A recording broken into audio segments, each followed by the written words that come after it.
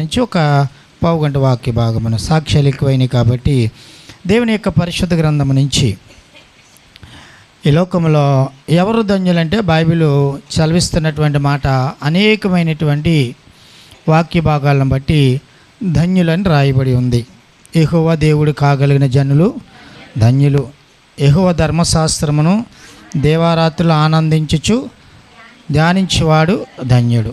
అయితే ఒక కొత్త మాట మీకు పరిచయం చేయాలని కీర్తనల గ్రంథము 40వ కీర్తన 40వ కీర్తన 4వ వచనమును మనము ఒకసారి చదువుదాం. గర్విష్ఠులనైనను త్రోవ విడిచి అబద్ధముల తట్టు తిరుగువారినైనను లక్ష్య పెట్టక యెహోవాను నమ్ముకున్నవాడు ధన్యుడు. దేవునికి స్తోత్రం. ఎవరు ధన్యులని మరొక మాట బైబిల్ సెలవిస్తుంది. యెహోవాను నమ్ముకున్నవాడు ధన్యుడు. యెహోవాను నమ్ముకున్నవారు ఎవరనంటే గర్విష్ఠులైన త్రోవలకు వెళ్ళరంట. గర్వపు మాటలు మాట్లాడే మనుషుల యొక్క త్రోవలకు వారు వెళ్ళరట. చక్కని మార్గములు, తిన్నని మార్గములు, సత్యమైన మార్గములు నడిపింపగలిగిన దేవుని మాటకు ప్రాధాన్యతనిస్తారటండి. ఈ రోజుల్లో మానవుడు వాని జీవితంలో గొప్ప కార్యములు, దేవుని యందు శక్తియుతమైనటువంటి ఆశ్చర్యకార్యములు వాని జీవితంలో పొందలేకపోతున్నాడంటే గల కారణం ఏంటంటే దేవుడిని నమ్ముకున్న మన జీవితాలలో గర్విష్ఠు హృదయాలు లేక గర్విష్ఠులు లేక అబద్ధముల వాడు మాటల తట్టు మనం తిరిగిపోతూ ఉన్నాం. అబద్ధములాడు శాతానుడి యొక్క మాటలు, గర్వపు మాటలు, అహంకార దృష్టి కలిగిన వారి మాటలను నమ్మి ఆత్మపూర్ణత చెందినటువంటి దైవోక్తిని మనము పెడచెవును బట్టి వారి యొక్క మాటలకు, శాతాను యొక్క ఎత్తుగడలకు మానవుడు లోబడిపోయి చివరికి దేవుని దృష్టిలో నమ్మకం లేని వాడిగా మారిపోతూ ఉన్నాడు. ధన్యకరమైన వాని జీవితము అధన్యతగా మారిపోతూ ఉంది. ఈరోజు నాడు నా ప్రియమైనటువంటి దేవుని జనాంగమా, మనం దేవుని యొక్క దృష్టిలో గొప్ప కార్యములు పొందాలంటే, మనము సేవిస్తూ ఆరాధన చేస్తున్నటువంటి దేవుని యొక్క ఉపకారం మనం పొందాలని అంటే ఒకే ఒక మాట చెప్పి నేను ముగింపులోనికి వెళ్తాను. దేవునికి స్తోత్రం. హల్లెలూయా, హల్లెలూయా, హల్లెలూయా. మంచిది. ఎందుకనంటే మనం చదవబడినటువంటి వాక్యములో ఆ 37వ కీర్తనలో ఒక మాట చెప్పాలని నేను ఇష్టపడుతున్నాను. ఆ వాక్య భాగం చదివినప్పుడు ఆ మాట నా హృదయాన్ని ప్రేరేపణ కలుగు చేస్తుంది. 5వ వచనము. నీ మార్గమును యెహోవాకు అప్పగింపము, ఆయనను నమ్ముకొనుము, ఆయన నీ కార్యములు నెరవేర్చును. దేవునికి స్తోత్రం. 3, 4, 5 వచనాలు మనం చదివితే మొదట ఆ మాట 3వ మాట ఏమని ఉంటుందంటే దేవుని యందు నమ్మకం ఉంచాలంట. దేవుని యందు ఏముంచాలి? 2, 4వ దానిలో దేవుని యందు సంతోషించాలంట. 5వ వచనంలో ఉన్న మాట ఏంటంటే అప్పగించాలి. అంటే నమ్మికుంచాలి, సంతోషించాలి, అప్పగించాలి. దేవునికి స్తోత్రం. మొదట మాత్రం 3వ వచనంలో ఉన్న మాట ఏమంటున్నాడు? నమ్మికుంచాలి. ఎవరంటే? దేవుడంటే నమ్మకం ఉంచాలి. రెండవది దేవుని యందు సంతోషించాలి మానవుడు. మూడవది మనం దేవునికి అప్పగించుకోవాలి. ఇప్పుడు నమ్మిక ఉంచడం అనేక సార్లు మనం అబ్రహామును బట్టి, నోవాహును బట్టి, ఆయా భక్తులను బట్టి మనం నేర్చుకున్నాం. దేవునికి స్తోత్రం. సంతోషించడం కూడా మనం నేర్చుకున్నాం. ఈరోజు ఒక్క మాట మనము అప్పగించడం నేర్చుకుందాం. మన జీవితంలో దేవుని ద్వారా గొప్ప కార్యాలు పొందాలి అని అంటే అది స్వస్థతే కావచ్చు, విడుదలే కావచ్చు, ఆశీర్వాదమే కావచ్చు, లేక మన ఆత్మను పంపించినటువంటి దేవుని దగ్గరికి మరలా మన ఆత్మను తిరిగి ఆయన యొద్దకు చేర్చుకోవాలంటే ఈ అప్పగింపబడుట అనే మాటలో చాలా శ్రేష్టమైనటువంటి విలువైనటువంటి ఆశీర్వాదం దాగి ఉంది. దేవునికి స్తోత్రం. కాబట్టి ఎవరి జీవితం అయితే దేవునికి అప్పగించుకుంటారో వారి జీవితంలో దేవుడు చేసిన కొన్ని కార్యాలను బట్టి మనము త్వరగా ముగింపులోనికి వెళదాం. దేవునికి స్తోత్రం. హల్లెలూయా. కనుక మన జీవితాలు ఎవరికి అప్పగించాలండి? మనం ఎవరికి అప్పగిస్తున్నాం? నా జీవితమును దేవునికి అప్పగించానండి, లేక ఈ లైవ్లో చూస్తున్నటువంటి సహోదరి సహోదరుడా అని నీవు అనుకుంటే, ఒకవేళ బోధిస్తున్నా నేను అనుకుంటే, వినువారిని వీరిని కాదు కానీ వినుచున్న నిన్ను నన్ను విమర్శన చేసుకుందాం. దేవునికి అప్పగింపబడిన జీవితం ఎలాగుంటుంది? ఎవరికి? దేవునికి అప్పగింపబడిన జీవితం ఎలాగుంటుంది? ఒకవేళ నీ జీవితం దేవునికి అప్పగింపబడితే నీ జీవితంలో ఎలాంటి కార్యాలు జరుగుతాయో ఒక మాట మనము నేర్చుకుని ముగింపులోనికి వెళ్తాం. దేవునికి స్తోత్రం, దేవునికి స్తోత్రం. దేవుని యొక్క పరిశుద్ధ గ్రంథంలో ఒక ఎగ్జాంపుల్ చెప్పి నేను ముగించేస్తాను. మార్కు సువార్త 9వ అధ్యాయము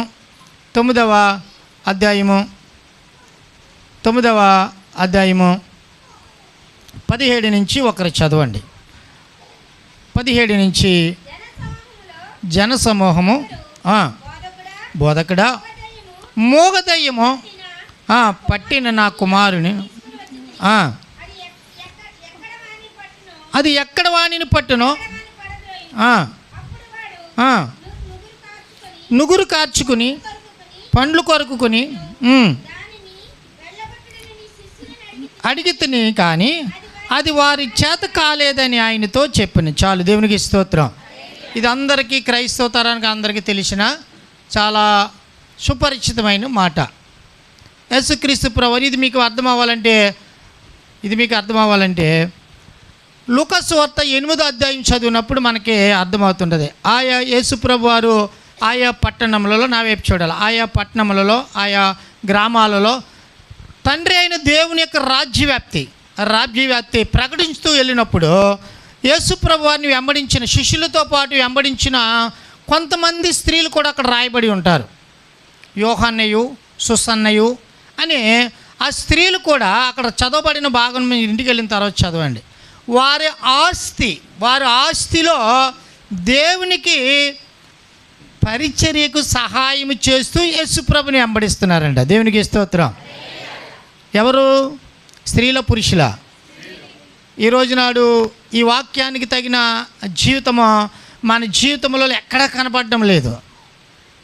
పరిచర్య అంటే మన జీవితంలో ఏదో భారపూరితమైనది అనుకుని మనము తేలికగా విడిచిపెట్టేది లోకంలో ఏదైనా ఉన్నదంటే ఈ యేసుప్రభు యొక్క పరిచర్య, సంఘ పరిచర్య కనపడుతుంది. కానీ ఈ భౌతికమైన ఈ లోకము నుంచి మనల్ని దేవుని యొక్క రాజ్యంలో చేర్చాలంటే మనం పట్టుకోవలసినది, మోయవలసినది దేవుని యొక్క పరిచర్య. దేవునికి స్తోత్రం. ఎంతమంది ఆడబిడ్డలనైనా, ఎంతమంది మగబిడ్డలనైనా ఆ తల్లిదండ్రులు భారం మోయడం మర్చిపోతారా? మర్చిపోరు. కానీ నీ నా యొక్క ఆత్మలకు తండ్రి అయిన దేవుడు మనిషి కుమారుడిగా ఈ లోకానికి వచ్చి ఆ ఆత్మలను దేవుని యొక్క రాజ్యము చేర్చడానికి ప్రయాసతో ప్రభు యొక్క ప్రాణము పెట్టి నీకు ఒక స్థలమును సిద్ధపరచు చేయడానికి వెళ్తున్నాను, ఇదిగో నా ఆదరణకర్త నీకు తోడుగా ఇస్తున్నానని చెప్పినటువంటి దేవుని మాట ఏ ఒక్కరు కూడా లక్ష్యము పెట్టడం లేదు.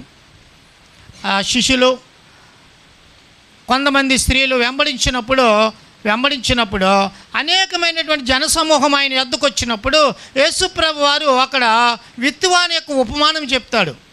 లోకసువార్త 8వ అధ్యాయంలో. చాలు, విత్తువాడి యొక్క ఉపమానం చెప్తాడు. విత్తువాడి ఉపమానం మనందరికీ తెలుసు కదా. క్రైస్తవులందరికీ తెలియనటువంటి ఉపమానము ఏదైనా, చిన్న కుర్రోడి నుంచి మంచి నేలను పడిన విత్తనం. మనం ప్రార్థన చేసినప్పుడు కూడా ప్రార్థన చేస్తున్నాం, ప్రభువా నన్ను మంచి నేలను పడిన విత్తనం వలె నన్ను ఎన్నింతలో 100 ఫలించి అంటాం. కానీ మంచి విత్తనముగా ఉన్నామా? ఆ త్రోవ పక్కన పడే విత్తనముగానే ఉన్నారు.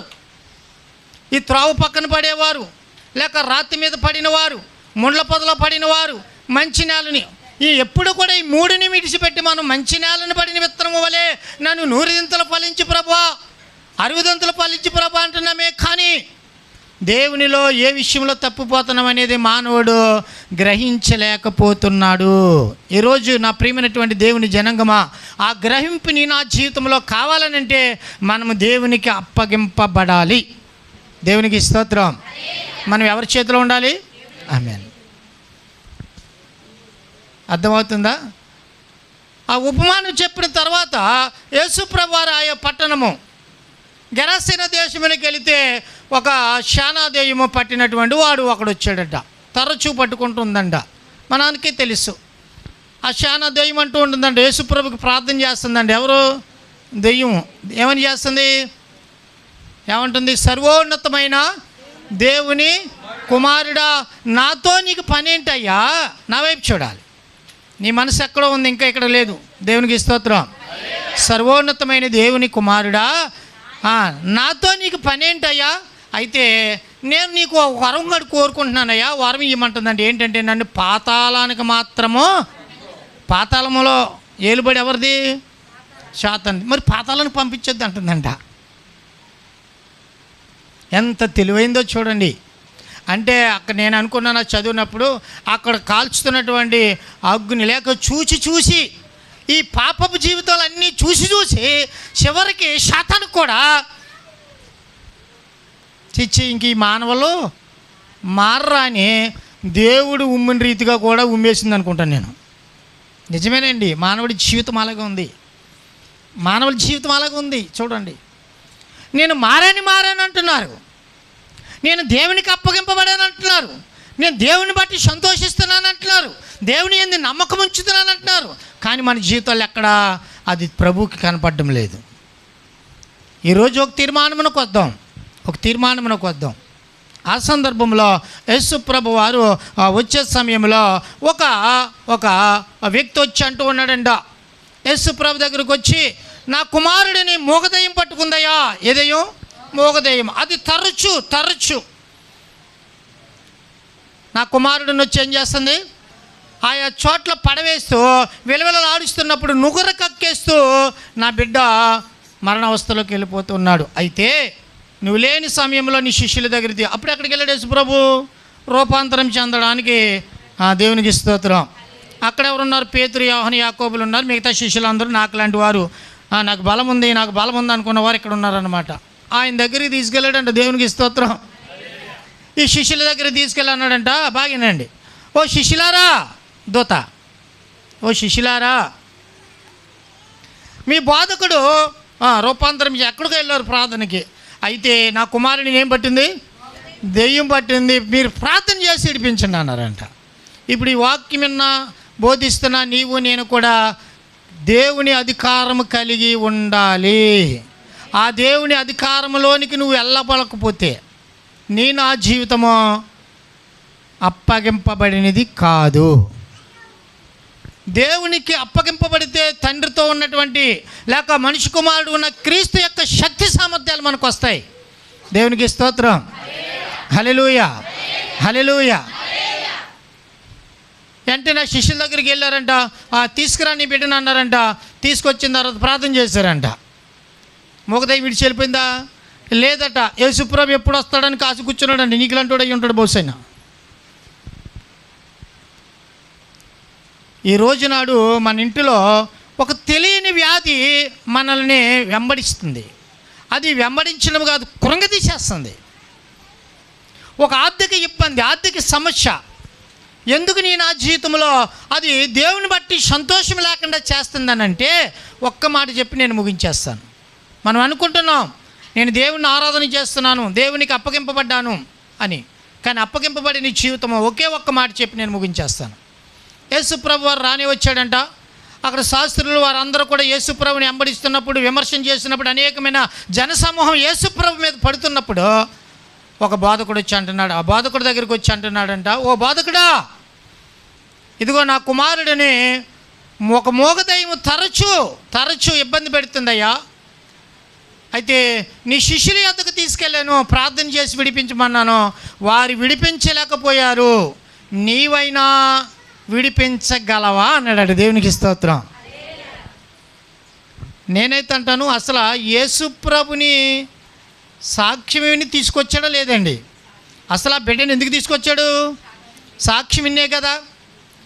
మరి అక్కడ అడుగుతున్నటువంటి సమాధానం ఏంటంటే, నీవైనను. చూసారా, మనలో శక్తి లేకపోతే, మనలో భక్తి లేకపోతే, నా జీవితంలో ప్రభు యేసు క్రీస్తు నామానికి మార్గదర్శకమైన క్రీస్తు ప్రేమ లేకపోతే, నిన్ను నన్ను బట్టి అవమానం పొందేది ఎవరంటే నీ ఇంటి వారు కాదు. మరి ఎవరనంటే నీవు నేను ఆరాధన చేస్తున్నా జాగ్రత్త. ఆ దేవుడి నామానికి ఎప్పుడైతే అవమానం కలిగేలాగా మనం జీవించామో శోధన వేదన మన జీవితంలో నిలబడి చేస్తుంది. దేవునికి స్తోత్రం. కనుక నా ప్రియమైనటువంటి దేవుని జనంగా ఈ రెండు మాటలు జాగ్రత్తగానండి. దేవునికి స్తోత్రం. నీవైనను నీ శిష్యులు విడిపించలేకపోయారయ్యా, నీవైనను విడిపిస్తావనంటే అక్కడ యేసుప్రభు వారి కింద ఒక మాట మాట్లాడుతూ ఉన్నాడు. 23 చదవండి. 23 ఏమైనను నీ వలనైతే మా మీద కనికరపడి మాకు సహాయము చేయమనెను. అందుకు యేసు నమ్ముట నీ వలనైతే నమ్మువానికి సమస్తము సాధ్యమే అని అతనితో చెప్పాను. యేసుప్రభు వారు ఏమన్నారు? నా వైపు చూడండి, ముగించేస్తున్నాను. యేసుప్రభు వారు ఏమన్నారు? ఎవరితో? మోగదయ్యము పట్టిన పిల్లవాడి తండ్రితో. ఇప్పుడు కూడా దేవుని సన్నిధానంలో ఉన్న నా జీవితంలో నమ్ముట నీ వలనైతే. ఇక్కడ మనం అందరం వచ్చామండి. అందరు నమ్మిన వాళ్ళు అనుకుంటున్నారా? కాదు. దేవునికి స్తోత్రం. అందులో మొదట ఎవరంటే నేనే అమ్ముకున్నవాడిని. నీ ఇంటిలో లేక ఏదైనా సరే నీ కలిగిన రుగ్మత అవ్వచ్చు, వ్యాధే కావచ్చు, బాధే కావచ్చు, అది తీరని సమస్య కావచ్చు. మనం దేవుని ఆరాధించడంలో ప్రేమించడంలో ఎలా ఉండాలో తెలుసా? ఆయనకి అప్పగింపబడిపోవాలండి. దేవునికి స్తోత్రం. ప్రభా, నా ప్రాణాత్మ దేహాలు నీవేనయ్యా. మలిచేసుకోవాలి. దేవునిలో మనం మిళితమైపోవాలి. యేసుక్రీస్తు ప్రభు ఒక మాట అంటాడండి, చివరి 7వ మాట, తండ్రి నా ఆత్మను ఎవరికి అప్పగిస్తున్నాడంట? అదేంటండి? ఆయన పాపమేమి లేని పుణ్యమూర్తి కదా. ఒకవేళ ఈయన ప్రాణం విడిచి ఆ మాట అనకపోతే తండ్రి దగ్గరికి వెళ్ళడంటారా? మరి ఎందుకు అంటున్నాడు? తండ్రి చిత్తాన్ని అంత పర్ఫెక్ట్గా ప్రతి దాని విషయంలో లేఖనానికి ఏది కూడా వ్యతిరేకంగా కానీ విరుద్ధంగా కానీ ధర్మశాస్త్రాన్ని కానీ యేసుప్రభు జీవించలేదు. మరి నేటి క్రైస్తవ జీవితంలో ఉన్న మనం ఎందుకు విరుద్ధంగా జీవించాలి? అందుకని ఈరోజు ఒక్క మాట సంఘానికి నేర్పించాలనుకుంటున్నాను. నమ్ముట నీ వలనైతే నమ్మువానికి సమస్తము సాధ్యమేనయ్యా. ఈ మాట అంటున్నాడు. ఎందుకనంటే నీ వలన అవుతుందా అంటున్నాడు. ఎవరి దగ్గరికి వెళ్ళి? దేవుని దగ్గరికి వెళ్ళి ఇది నీ వలనైనా అవుతుందా అంటున్నాడు. ఆ తండ్రికి చెప్తున్నాడు అనమాట. అసలు ఈ కార్యము వాళ్ళు చేయలేకపోవడానికి, వీరు పొందుకోలేకపోవడానికి కారణం ఎవడంటే భ్రష్టుడా, ఓరు మూర్ఖుడా. ఎవరనంటే నేను చెప్తున్నా నేనని చక్కగా చల్లని కత్తితో తడిగుడ్డతో గొంతు కోయడం అంటారు కదా. యేసుప్రభు వాక్యం చదివితే అలాగుంటుంది. దేవునికి స్తోత్రం. ఎంత కఠినుడైనా మూర్ఖుడైనా మారవలసిందే, ఎంతటి వాడైనా దేవుని పాదాలు పట్టుకోవలసిందే. దేవునికి స్తోత్రం. అర్థమైందండి? అని యేసుప్రభు అంటే వెంటనే ఆ తండ్రి ఏమంటున్నాడు చూడండి. వెంటనే 24 వచ్చిన చదవండి. వెంటనే చిన్నవాని తండ్రి నమ్ముచున్నా. నా వైపు చూడండి, ఏమంటున్నాడు? నమ్ముకుందా లేదా? నమ్ముచున్నానని నాకు అపనమ్మకం ఉండకుండా సహాయం చేయమని బిగ్గరగా చెప్పాడట. యేసు మాట జీవము కలిగింది. దేవునికి స్తోత్రం. మనము కూడా చాలామంది నమ్ముచున్నాను అంటున్నారు దేవుణ్ణి. నేను కూడా, మీరందరూ దేవుణ్ణి నమ్ముతున్నారు. దేవునికి స్తోత్రం. ఒకవేళ బోధిస్తున్నా నేనే, ఇంకా ఏదైనా వినుచున్నా నీకు ఏదైనా ఎక్కడో నీ జీవితంలో స్వస్థత జరగడం లేదంటే, విడుదల పొందడం లేదంటే, నీవు ఆశించినది దేవుని యొక్క ప్రార్థించినది నువ్వు పొందలేకపోతున్నావంటే తెలియకుండానే నీలో ఒక అపనమ్మకం అనేది ఏలుబడి చేస్తుంది అని యేసుప్రభు వారు చెప్తున్నారు. దేవునికి స్తోత్రం. నా శిష్యుల దగ్గరికి వచ్చావయ్యా, వాళ్ళలో శక్తి లేదని, వారు విడిపించలేదని నా యొద్దకు వచ్చావు. నేను శక్తిమంతుడిని. అప్పటికే యేసుక్రీస్తు ప్రభు చేసిన కార్యాలను బట్టి ఆయన మీద ఎగబడుతున్నారంట. ఆయన వస్త్రపు చెంగు ముట్టి 12 సంవత్సరాల రక్తస్రావం కలిసి స్వస్థత పొందిందండి. దేవునికి స్తోత్రం. హల్లెలూయా. 12 ఏళ్ల ఈడుగల ఆ చిన్నది యాయేరు కుమార్తె సావసిద్ధమై ఉన్నప్పుడు యేసుప్రభు అధికారి తన పాదాల మీద పడి బ్రతిమలాడుకుంటున్నాడంట, ప్రభువా నా కుమార్తె 12 ఏండ్ల ప్రాయము కలిగిన బిడ్డ చావు సిద్ధమై ఉన్నదయ్యా, నువ్వు ఒక్కసారి వచ్చి ప్రార్థిస్తే నా బిడ్డ ఏమవుతుంది బ్రతుకుతుంది. ఇట్లాంటి వారు అందరూ యేసుప్రభు యొద్దకు వచ్చి అనేకమైన అద్భుతాలు చేసుకుంటుంటే ఈ మోగదయ్యం పట్టిన వాడు తండ్రి వాని యొక్క హృదయంలో అపనమ్మకం ఉంచి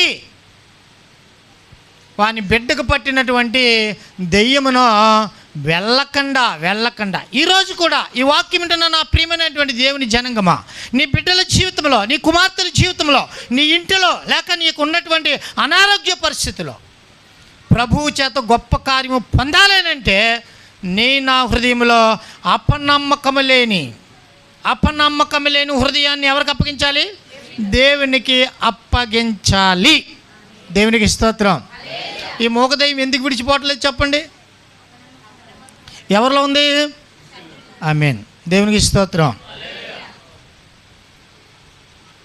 ఆ మోగదయ్యం పోవటం లేదని అంటే ఆ తండ్రి హృదయంలో ఏముంది? అపనమ్మకం ఉంది. ఈ రోజున క్రీస్తుని ఆరాధన చేస్తున్న నీలో నాలో ఏ విషయంలో కూడా అపనమ్మకము మనకు ఉండకూడదు. వారే దేవుని చేత అప్పగింపబడిన వారు. ఒకే తీర్మానం చేసుకో. భేదరకం ఎందుకు ఏలుబడి చేస్తుందో తెలుసా? లేమితనము మన ఇంటికి ఎందుకు ఎదుకుంటూ వస్తుందో తెలుసా? వ్యాధి బాధలు ఎందుకు శ్రమలనే వలయంలో మనల్ని ఈడ్చుకుపోతున్నాయో తెలుసా? మనుషులు నమ్ముతారు. గర్విష్ఠుల మాటలు నమ్ముతారు, అబద్ధపు మాటలు చెప్పిన మాటలు నమ్ముతారు. కానీ సత్యము చెప్పిన దేవుని మాట ఏ ఒక్కరు నమ్మరు. అందుకనే అపనమ్మకం లేకుండా మనం ఎవరికి అప్పగించబడాలంట? ఆమేన్. దేవునికి స్తోత్రం కలిగిన గాక. అపనమ్మకం అనేది ఉండకూడదు. ఇది యేసు నామములో నేను పొంది ఉన్నానంటే నీ జీవితంలో దేవుడు అదే కార్యం చేస్తారు. దేవునికి స్తోత్రం. ఆ బిడ్డ రామచంద్రపురం వచ్చిన సహోదరి విజయ్ చెప్పినటువంటి బిడ్డ చనిపోయింది.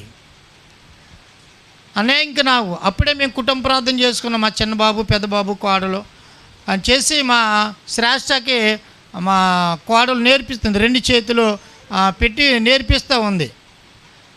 నేర్పిస్తున్నప్పుడు నేర్చుకుంటలేదు కానీ ఆ అమ్మాయి మాకు ప్రార్థన చేసేస్తుంది. దేవునికి స్తోత్రం. మన ఇంటి దగ్గర చంటి పిల్లలు చూడండి, నేను వెళ్తే మీరు వెళ్తే అంటారు కానీ నేను వెళ్తే పాస్టర్ గారికి ప్రార్థన చేయంటారు. దేవునికి స్తోత్రం. నేను చేయించుకుంటాను. కానీ నీవు నాకు ప్రార్థన చేయమమ్మా నన్ను, అది మనిషి నైజం. అందుకనే సేవకులు ఎంత ఆత్మాభిషేకంతో ఉంటారు. దేవునికి స్తోత్రం. ఎప్పుడు బలహీనుడు అప్పుడే బలవంతుడు. చేసేసి నేను అంటున్నాను భోజనం పెట్టి తిందామా, రెడీ అవుతారా అంటే వెంటనే ఆ బిడ్డ ఫోన్ చేసింది. అన్నా నా బిడ్డ ఇంకా లేదు. అప్పటికే 2-3 రోజుల నుంచి ఆ బిడ్డకి బాగుంటలేదు, ప్రార్థనలు చేస్తున్నాం. శాతానుడు ఆలయంలో పరిణామం వస్తుంది. మెలకుగుండు తల్లి, మెలకుగుండు. అదే సిస్టర్ మళ్ళా వచ్చి ఆదివారం రావాలి ఇక్కడికి. దేవునికి స్తోత్రం. ఒకటి కుటుంబంలో చేసాడు, 2 అధికారపూరితంగా దేవుడు నిన్ను హెచ్చిస్తాడు. ఇది దేవుని శాసనం. హల్లెలూయా. రాత్రంతా కూడా ప్రార్థనలో ఉండి ఆ ముమ్మారు చేస్తూ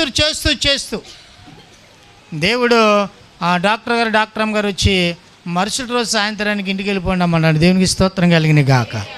మనలో అపనమ్మకం ఉండకూడదండి. అపనమ్మకం ఉండకూడదు. ఆ బిడ్డే కాదు, ఆ బిడ్డ అంటే వాళ్ళకి ప్రాణం. ఒక ఆడబిడ్డ. ఆ బిడ్డను డాక్టర్ చదివించాలనుకుంటున్నాం. దేవునికి స్తోత్రం. ఎవరిని చదివి ఎలాగా? దేవునికి స్తోత్రం. మన చర్చిలో ఉన్న పిల్లలందరూ కూడా నేను ఏ గ్రూప్ తీసుకోమంటే ఆ గ్రూపే తీసుకుంటారు. ఇది నా విశ్వాసం. ఒకవేళ మా పిల్లలు మా గ్రూపులు తీసుకున్నారని తీసుకున్న తల్లిదండ్రుల పిల్లలు కూడా దీవించబడిన గాక. హల్లెలూయా, హల్లెలూయా. కనుక నా ప్రియమైనటువంటి దేవుని జనంగమా, అదే పరిస్థితి ఇస్సాక్ గారు కూడా బాలి గారి విషయంలో అయ్యా ఆ ముందు రోజే మేము వెళ్ళాం. మీ అల్లుడు అనుకుంటాను. ఆ రాజగోపాల్ సెంటర్ దగ్గర ఓఆర్ఎస్ తాగుతున్నాడు మీ ఆయన. మేము చూసాం. పాపం ఆయన బలహీన పడిపోయినప్పుడు మేము రామచంద్రపురం పాస్టర్ గారు మేము వెళ్ళాం. ఇందుకే ఆ పక్కనున్న వాళ్ళ ఇంటికి వెళ్ళలేదు మేము. ఆ రోజు హాస్పిటల్కి వెళ్ళి సిస్టర్ గారు ఆ బాబుకి బాగోలేదని నాకు వచ్చిందని సిస్టర్ గారు వెళ్ళనా అంటే, వెళ్ళండి పాస్టర్ గారు అని అంటే, ఆ వర్షం నానుకుంటూ వెళ్ళిపోయింది. దేవునికి స్తోత్రం కలిని కాక. ఎందుకు నువ్వు ఫోన్ చేసి నీ ఇంటి పక్కనే ఉన్నాను నేను. వెళ్ళినప్పటికీ అక్కడ కొన్ని ఈ వారంలో మన సంఘంలో కొన్ని మేలులు జరిగినాయి, కొన్ని అవంతరాలు జరిగినాయి. ఏదైనా దేవుని చిత్తం, దేవునికి స్తోత్రం. అప్పుడు చూశాను నేను పాస్టర్ గారితో అన్నాను, ఆ బాలి విషయంలో దేవుని ప్రణాళిక నెరవేర్చబడుతుంది. సన్నిధానంలో వచ్చి కూర్చోవాలి, లేదంటే ఆన్ ది స్పాట్ డెడ్ అన్నాను. దేవునికి స్తోత్రం. ఓ ఇస్సాకు ఎక్కడున్నావు? నువ్వు ప్రాణ స్నేహితుడిగా ఆ కుటుంబం అంటే నీకు ఇష్టమయ్యా. నువ్వు దేవునికి అప్పగించబడిపోతే నీవు పరిణామం పొందుకుంటావు, తనకి మరణం అంటా అన్నాను. రెండో రోజు ఎక్కడికి వెళ్ళిపోయాడు? హాస్పిటల్ నుండి, కాకినాడ హాస్పిటల్లో నుండి సీరియస్ అంటున్నారండి అన్నాడు. దేవునికి స్తోత్రం. కానీ నిలబడి ప్రార్థన చేస్తే మన మధ్య కూర్చున్నాడు. చెప్పలు కొడతాను. దేవునికి స్తోత్రం. నా ప్రియమైనటువంటి దేవుని జనాంగం, అపనమ్మకము మనకు ఉండకూడదు. అపనమ్మకం మనకు ఉండకూడదండి. మన భక్తిలో అపనమ్మకం ఉండకూడదు.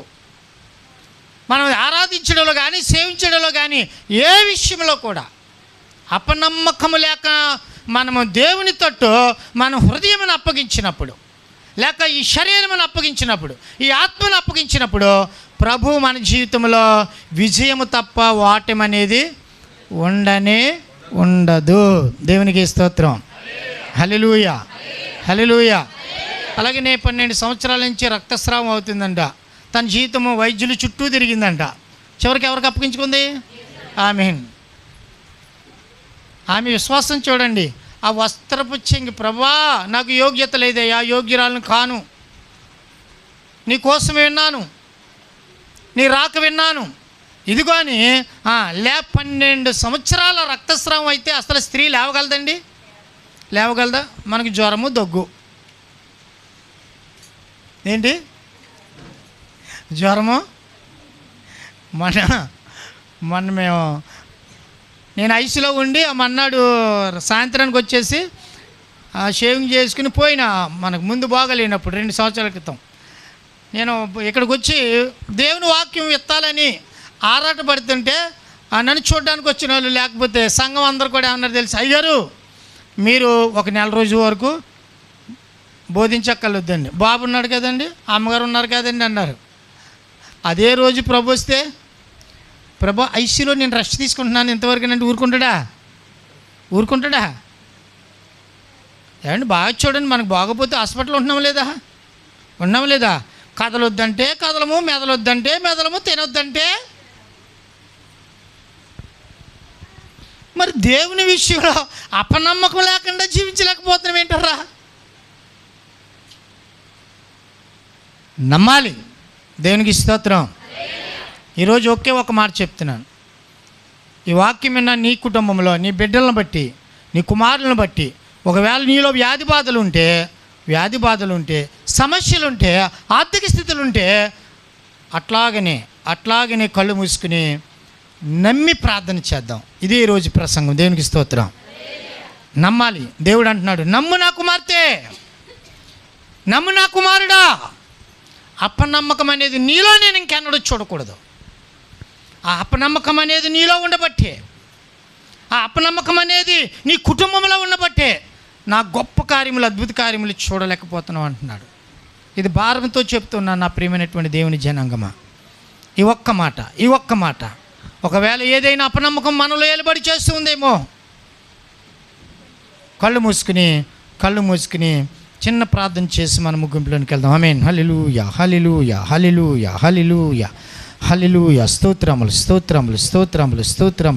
పరిశుద్ధుడా నీకు వందనాలు.